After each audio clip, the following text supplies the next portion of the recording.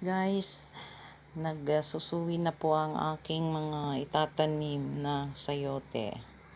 Naghihintay na lang po ako noong pagbungkal ng lupa kasi nainutusan po akong magbungkal ng lupa kasi sumasakit po yung likod ko baga. Siyempre hindi na po tayo bata. So, ito po. Yan ang aking mga itatanim pa.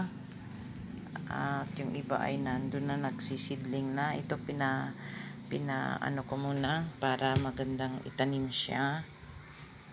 Yan ang aking mga project. Ang project ko po ay hindi muna bulaklak kundi mga tanim para po tayo makalibre ng pagkain.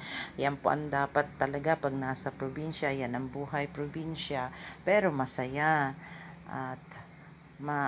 at natututo po tayo na magtipid na instead na